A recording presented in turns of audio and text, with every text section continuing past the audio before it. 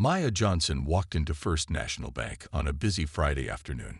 She wore a simple blue sweater, black pants, and small gold earrings.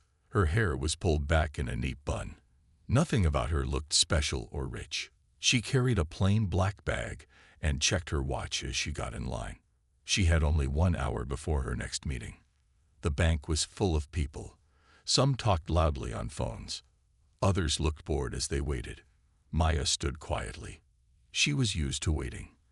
As a black woman, she was used to many things that others might find strange.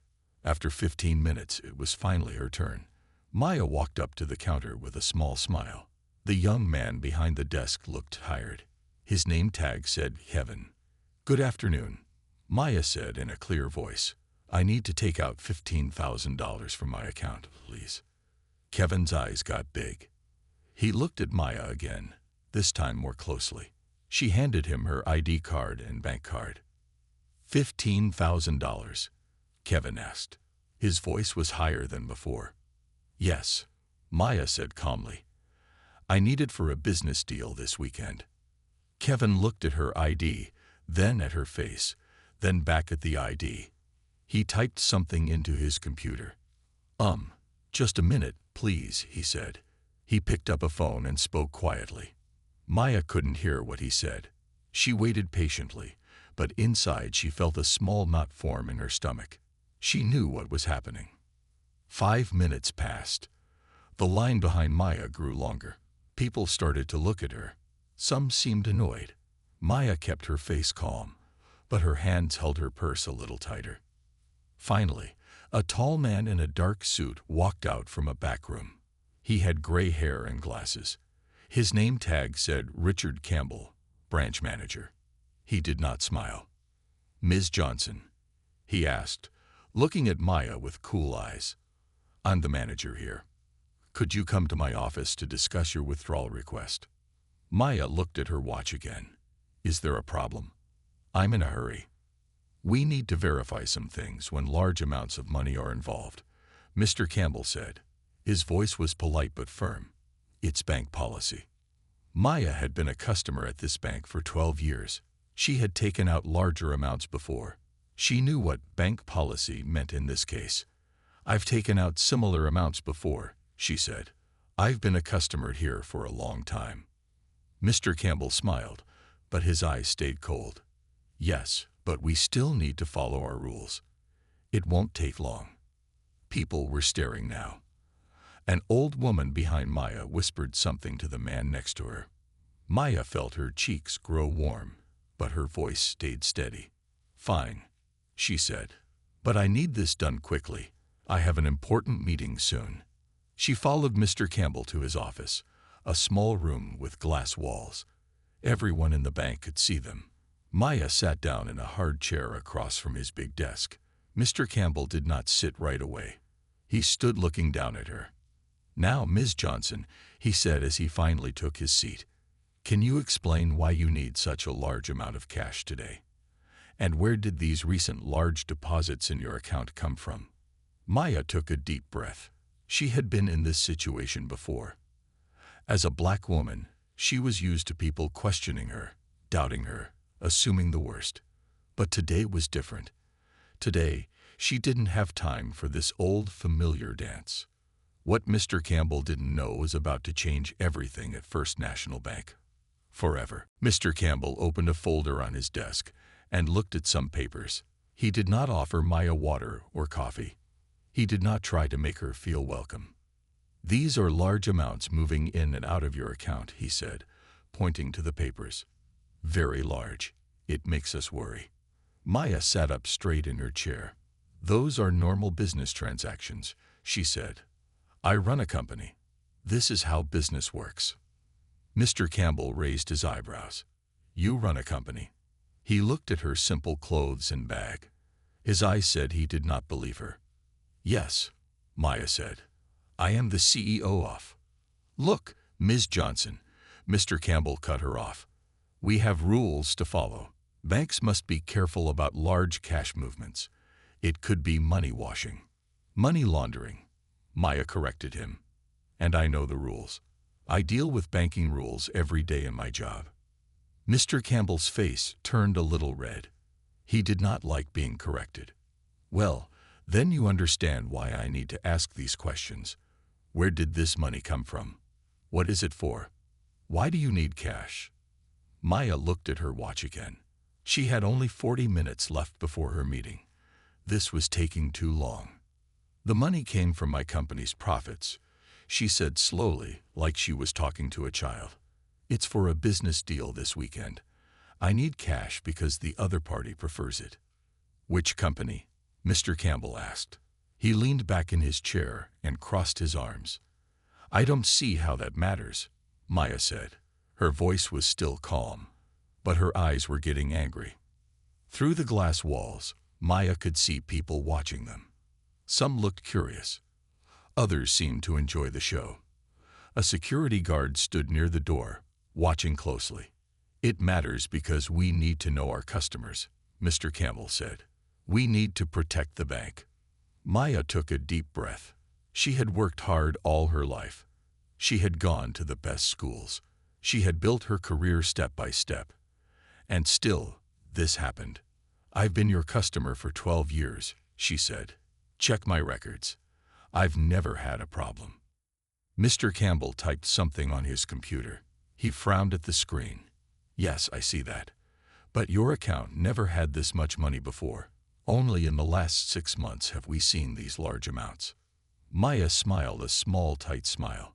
That's because 6 months ago, I got a new job. And what job is that? Mr. Campbell asked. His voice had a mean edge now. Maya reached into her bag. Mr. Campbell watched her carefully, like she might pull out something dangerous. But Maya only took out her phone. I need to make a call, she said. She did not ask permission. She dialed a number and waited.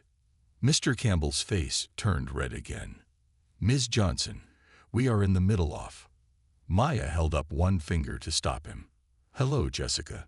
This is Maya Johnson. Please connect me to Mr. Wilson in the legal department. She waited while Mr. Campbell stared at her.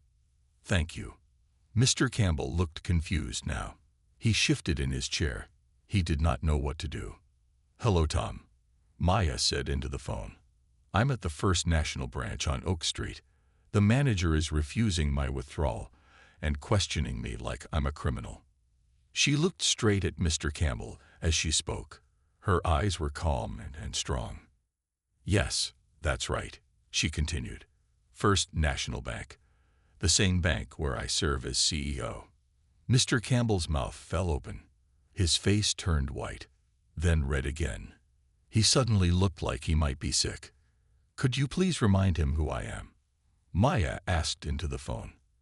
And tell him I expect my withdrawal to be ready in 5 minutes. I have a meeting soon. Maya put the phone on speaker. A deep voice filled the small office. Mr. Campbell, the voice said. This is Thomas Wilson, head of legal at First National Bank Corporate. Do you know who you're speaking with right now? Mr. Campbell's face had turned the color of old milk. He opened and closed his mouth like a fish out of water. No words came out. Mr. Campbell. Thomas Wilson's voice came through the phone again. I asked if you know who you're speaking with. I'm not sure, Mr. Campbell finally said. His voice shook. That is Maya Johnson, Thomas said slowly. She became CEO of First National Bank's parent company 6 months ago. She is your boss's boss's boss. Do you understand? Mr. Campbell looked at Maya with new eyes.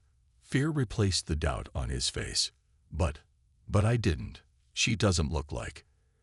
Like what, Mr. Campbell? Thomas asked through the phone. His voice was hard as stone. Maya watched Mr. Campbell struggle to find words that wouldn't make things worse. Outside the glass office, people were still watching. Some had their phones out now, recording what was happening. I didn't recognize her, Mr. Campbell finally said. Sweat appeared on his forehead. Ms. Johnson was announced as CEO in all company emails, Thomas said. Her picture was in the newsletter. There was a company-wide meeting to introduce her. Mr. Campbell looked down at his desk. I must have missed that. Maya spoke up now. "Mr. Wilson, I need my withdrawal processed right away. I have a meeting in 30 minutes. "Of course, Ms. Johnson," Thomas said. "Mr. Campbell, process Ms. Johnson's request immediately and expect a call from HR this afternoon." The call ended. The small office was very quiet for a moment. Mr. Campbell couldn't look at Maya. "Ms. Johnson, I am so sorry," he finally said. "If I had known who you were." Maya cut him off. "That's the problem, isn't it?" Her voice was still calm, but her eyes were fire. "If I had been a white man in a suit, would you have questioned me this way?" Mr. Campbell had no answer. "The way you treat people should not depend on who you think they are," Maya continued. "Every customer deserves respect. That's what banking is about." Mr. Campbell stood up quickly. "I'll get your withdrawal right away," he said. He rushed out of the office, nearly bumping into a desk outside. Maya stayed seated. She took deep breaths. This was not the first time something like this had happened to her, but it was the first time she had the power to do something about it. A young woman knocked on the office door. She looked nervous. "Ms. Johnson," she said. "I'm Lisa, the assistant manager. Can I get you some water or coffee while you wait?" "Water would be nice." "Thank you," Maya said. Lisa brought water quickly. "I want you to know," she said in a quiet voice, "Mr. Campbell has done this before. To other black customers. To me too, when I first started working here. I tried to report it, but nobody listened." Maya looked at Lisa with interest. "Thank you for telling me this. Things are going to change." 5 minutes later, Mr. Campbell returned. His hand shook as he counted out $15,000 onto the desk. He pushed a form toward Maya. "Please sign here," he said. His voice was small now. Maya signed the form and put the money in her bag. She stood up to leave. "Ms. Johnson," Mr. Campbell said, "please, can we keep this between us? I have a family to support." Maya looked at him for a long moment. Outside the office, at least 10 people were watching. Many had phones in their hands. The story was already spreading. "This isn't just about you and me," Maya said. "This is about how this bank treats people. And that is going to change, starting today." She walked out of the office with her head high. As she passed through the bank, a strange thing happened. People started to clap. Slowly at first, then louder. An old black woman gave her a thumbs up. A young Latino man nodded with respect. Maya nodded back, but kept walking. She had a meeting to get to. And after that, she had a bank to fix. Maya made it to her meeting on time. She sat in a room with 5 men in expensive suits. They wanted to buy land from her company. She was calm and strong as they talked. No one would have guessed what had just happened at the bank. But inside, Maya was thinking hard. The way Mr. Campbell had treated her was not new. It had happened to her many times before. It happened to many people every day. The difference was that now she had power to change things. After the meeting, Maya called Thomas Wilson again. "Did you look into what happened?" she asked. "Yes," Thomas said. "It's bad. We checked the bank's records. Mr. Campbell has denied service to black and brown customers many times. He asks them extra questions. He makes them wait longer. Sometimes he just says no. And no one stopped him." Maya asked. "People complained," Thomas said. "But his boss didn't do anything. His boss is friends with him." Maya thought for a moment. "I want to meet with the bank's top managers on Monday morning. All of them. And I want to see all customer complaints from the last year." "All of them?" Thomas asked. "Every single one," Maya said. "And Thomas, I want Mr. Campbell and his boss in my office at 9 on Monday." The weekend passed quickly. Maya did her business deal. She spent time with her family. She tried not to think about what had happened. But by Sunday night, she couldn't sleep. She kept seeing Mr. Campbell's face when he realized who she was. On Monday morning, Maya got to work early. She wore a bright red suit and her best shoes. Today, no one would question who she was. At 9 o'clock, Mr. Campbell and his boss, Mr. Peterson sat in chairs across from Maya's big desk. They looked scared. "Do you know why you're here?" Maya asked. "Because of Friday," Mr. Campbell said. He looked at the floor. "Not just Friday," Maya said. She opened a folder on her desk. "I have 342 complaints about how customers were treated at your branch in the last year. Most of these customers were black or brown." Mr. Peterson spoke up. "Ms. Johnson, every bank gets complaints. People don't like it when we follow the rules." Maya looked at him with cold eyes. "The rules say we must be careful about large withdrawals. They don't say we should only question people who look a certain way." She turned to Mr. Campbell. "You let white customers take out large amounts without question. I know because I checked the records, but you stopped black customers every time." Mr. Campbell's face turned red. "That's not true. I was just being careful." "Being careful would mean checking everyone the same way," Maya said. "You didn't do that." She pulled out more papers. "These are statements from your workers. They say you told them to watch black customers more closely." Mr. Campbell and Mr. Peterson looked at each other. They had no answer. "I came from nothing," Maya said. "My parents cleaned houses and drove buses. I worked hard. I went to college at night while working 2 jobs. I earned everything I have." She stood up and walked around the desk. "Do you know how many banks turned me down for loans when I started my first business? Do you know how many times I've been treated like a thief when I was just trying to use my own money?" Maya pointed to the window. Outside, they could see the city. "Every day, people like me try to build better lives. They work hard and save money. And every day, people like you make it harder for them." Mr. Campbell started to speak, but Maya held up her hand. "You're both fired," she said. "Clean out your desks today." Mr. Peterson jumped up. "You can't do that. I've been with this bank for 20 years.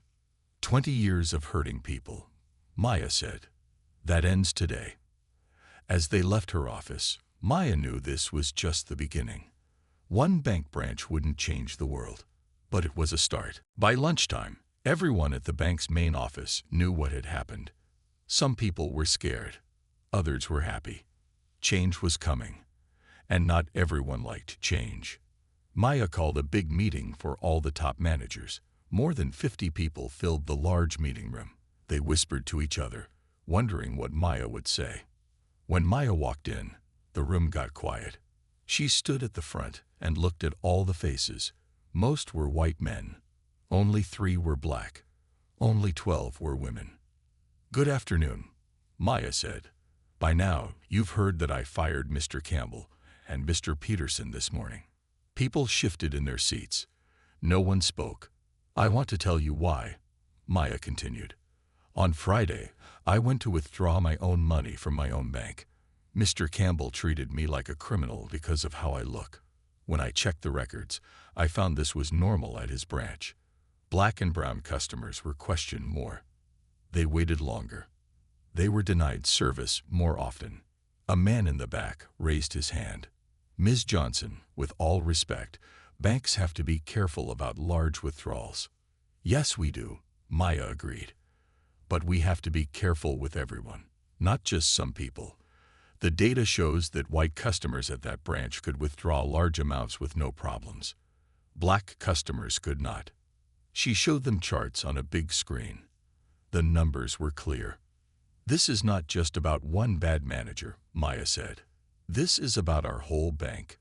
We need to look at all our branches. We need to make sure this doesn't happen anywhere else." A woman near the front spoke up. "What exactly are you planning to do?" Maya smiled. This was what she had been thinking about all weekend. "First, we will check all customer complaints for the past 3 years," she said.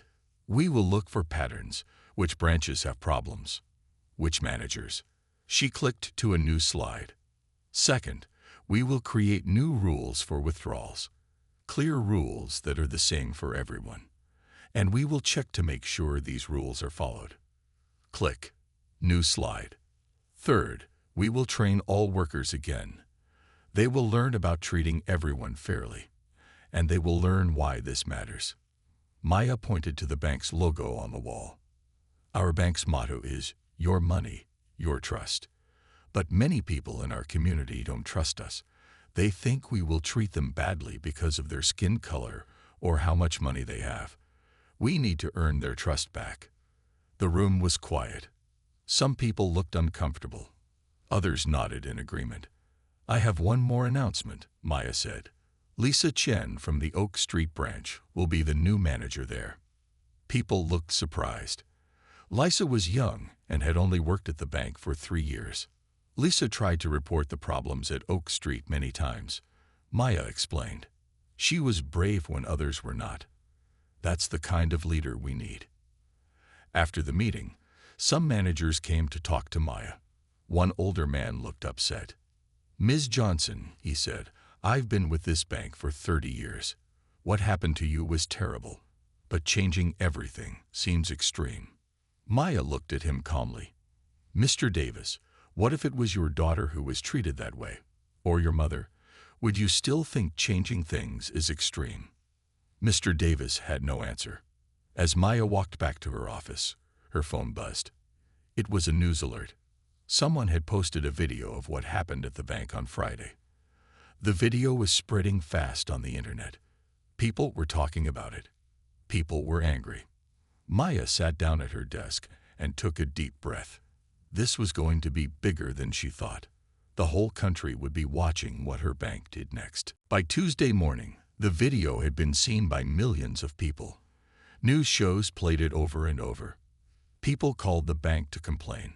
Some customers said they would take their money out of the bank. Maya's phone rang nonstop. Reporters wanted to talk to her. Other bank CEOs called to see what she was doing. Even the mayor of the city called. This is a chance to lead, the mayor told her. Show other businesses how to fix these problems. Thomas from the legal team came into Maya's office with a worried face. The bank's stock price is dropping, he said.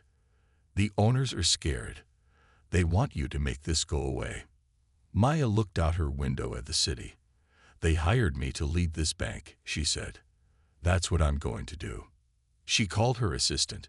Set up a press conference for tomorrow morning, she said, and get me the latest numbers on our customer complaints. That night, Maya couldn't sleep again. She wrote her speech and rewrote it 5 times. She had to get this right. It wasn't just about her bank now. It was about all banks, all businesses.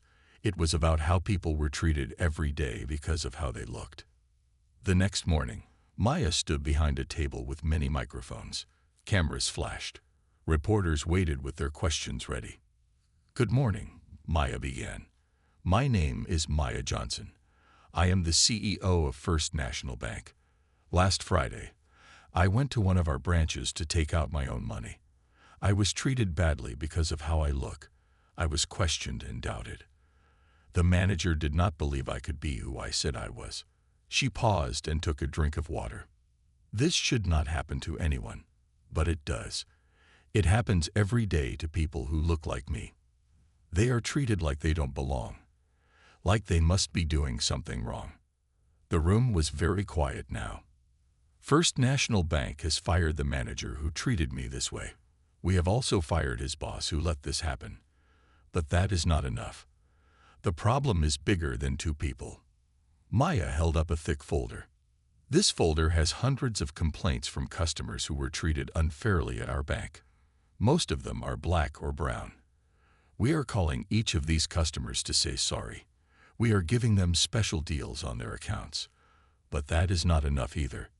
She put down the folder and looked straight at the cameras. Today, I am announcing new rules for all our banks. First, all workers will get new training on how to treat all customers fairly. Second, we will check all our branches to make sure the rules are followed. Third, we will hire more people of color at all levels of our bank.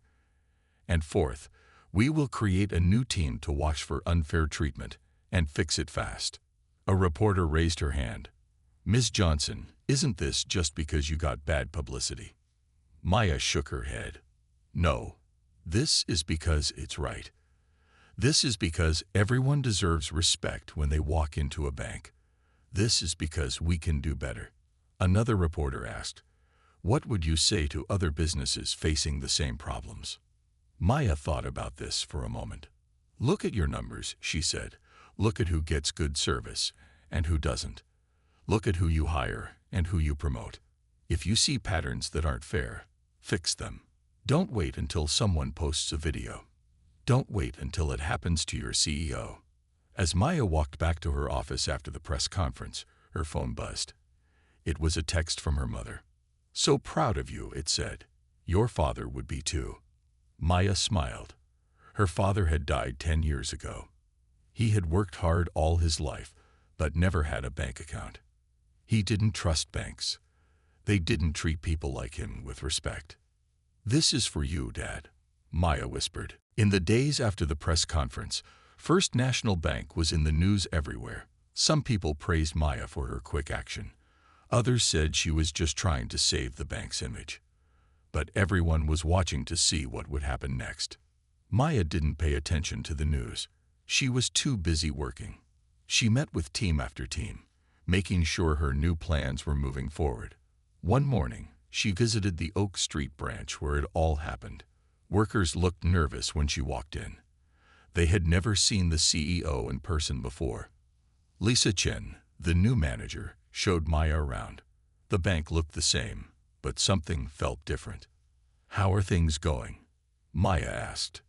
Better, Lisa said. Customers seem happier. Workers are more careful about how they treat everyone. They walked into Lisa's office, the same office where Mr. Campbell had questioned Maya.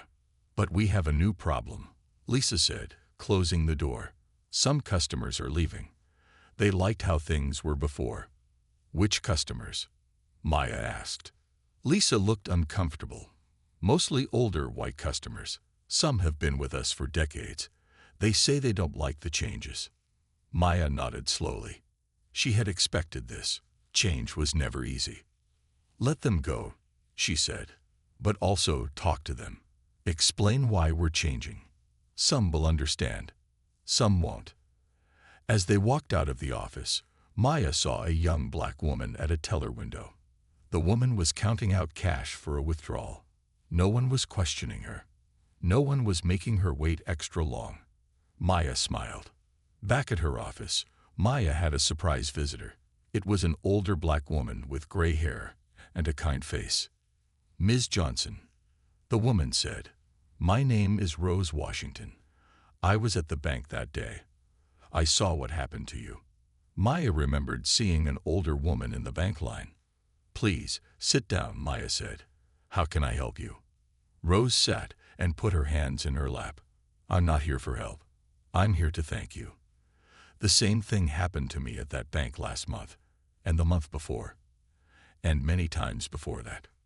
Rose's eyes got wet with tears, but I couldn't do anything about it. I'm just a retired teacher.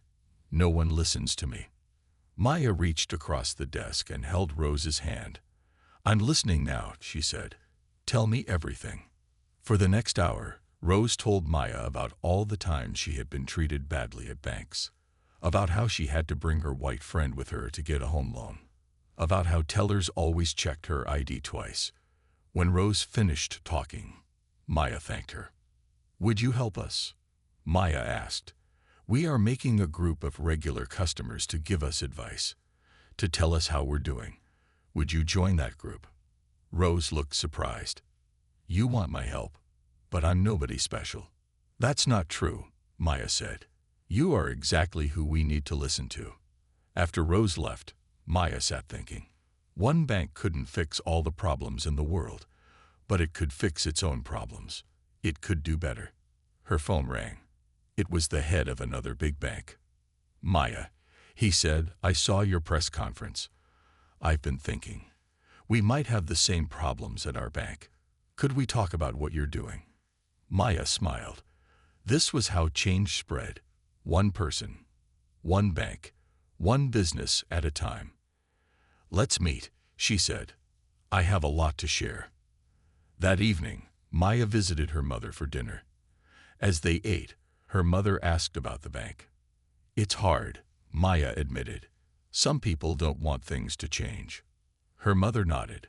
Change is always hard, but that doesn't mean it's wrong. Maya thought about Rose Washington, about Lisa Chen, about all the customers who had been treated unfairly for years. No, she said, sometimes change is exactly right. 1 month after the bank incident, Maya sat in a large meeting room. Around the table were 15 people of different ages, races, and backgrounds. This was the first meeting of the Customer Advisory Group. Rose Washington sat near Maya.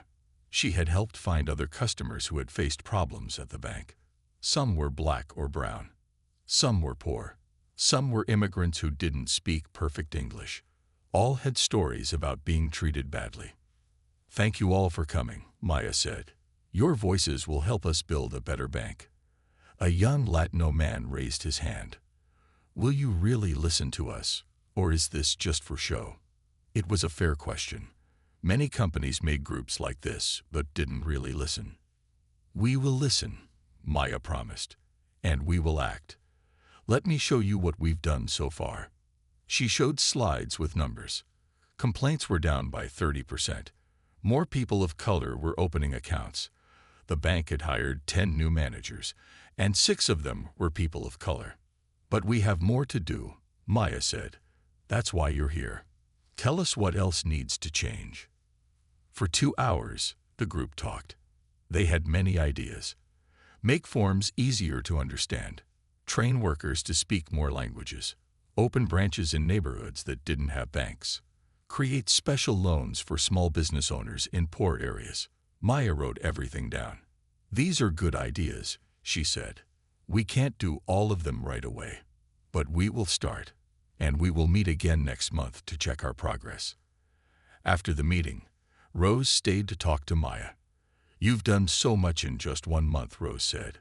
"But there's something else you should know." She handed Maya her phone. On it was a social media page called Bank Stories. Thousands of people had shared their experiences of being treated badly at banks across the country.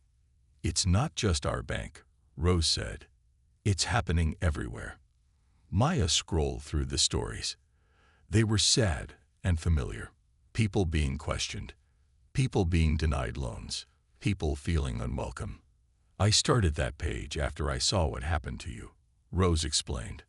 People needed a place to share their stories. Maya looked at Rose with new respect. This retired teacher was making big changes too. "Would you show this at our next big meeting?"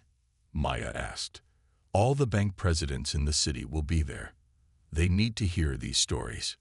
Rose looked surprised. "You want me to speak to bank presidents?" "Yes," Maya said. "They need to hear from real customers, not just from me." 2 weeks later, Maya stood on a stage at a big banking conference. Behind her sat the heads of 20 major banks. In front of her were hundreds of banking workers and managers. "Thank you for coming today," Maya said. "Last month, a video showed me being mistreated at my own bank. That video started important conversations.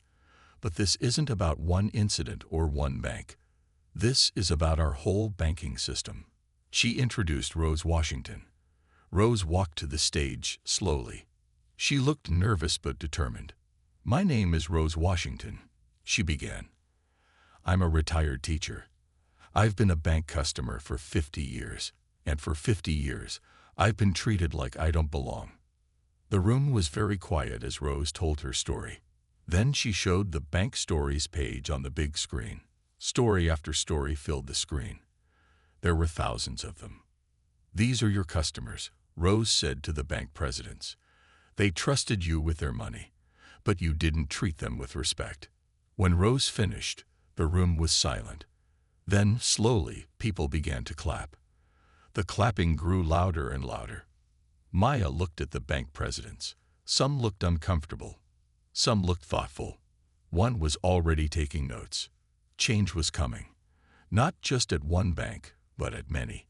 Not just for Maya Johnson, but for Rose Washington, for all the people whose stories needed to be heard. 6 months had passed since the day Maya Johnson was denied a withdrawal at her own bank. It was a cool fall morning as she walked into the Oak Street branch again. This time, no one questioned who she was. The bank looked different now. The walls had new pictures showing people of all races and backgrounds. Signs were in multiple languages. There was a play area for children and a special desk for people who needed extra help.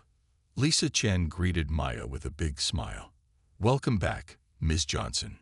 How are things going?" Maya asked as they walked through the bank. "Very well," Lisa said. "Our new customer numbers are up 40%. And look around. Our customers look like our community now." Maya nodded. The bank was busy.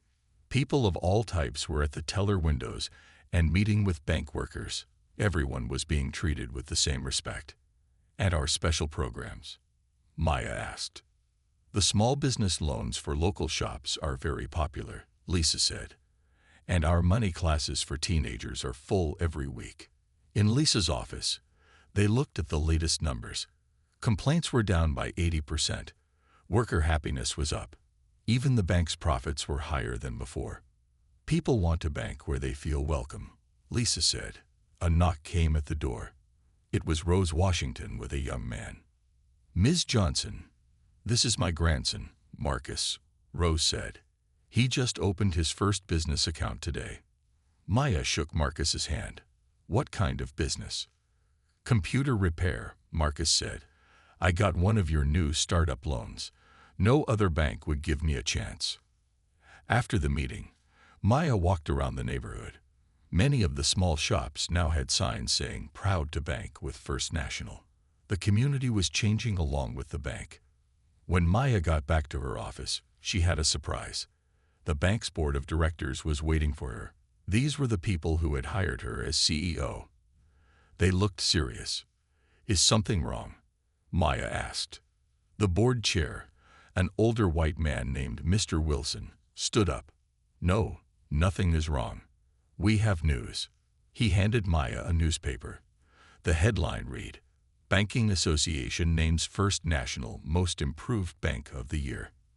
"Your changes are working," Mr. Wilson said. "Not just at the Oak Street branch, but at all our branches. Our bank is stronger now." Another board member spoke up. "And it's not just us. 5 other major banks have copied your customer advisory group. They're making changes too." Maya felt proud, but she knew the work wasn't done. "We still have more to do," she said. "That's why we're here," Mr. Wilson said. "We want to make you chair of the board too. You'll have even more power to make changes." That evening, Maya visited Mr. Campbell, the manager who had been fired. He now worked at a small shop fixing cars. He looked different, older, more tired. "Why are you here?" he asked when he saw Maya. "To offer you a second chance," Maya said. "Not as a manager. But we need people to teach our workers what not to do, to show them how bias works." Mr. Campbell looked surprised. "You want me to help? After what I did?" "People can learn and change," Maya said. "I've seen it happen for 6 months now." As Maya drove home, she thought about how one bad day had led to so much good. The bank was better. The community was stronger. And now, other banks were changing too. Her phone rang. It was a national news show. They'd wanted to interview her about the bank's success. "The story isn't really about me," Maya told them. "It's about all the people who weren't heard before. Now they have a voice. That's the real change." As she pulled into her driveway, Maya remembered something her father used to say. "One person can't change the world, but one person can start the change." Maya Johnson had done exactly that.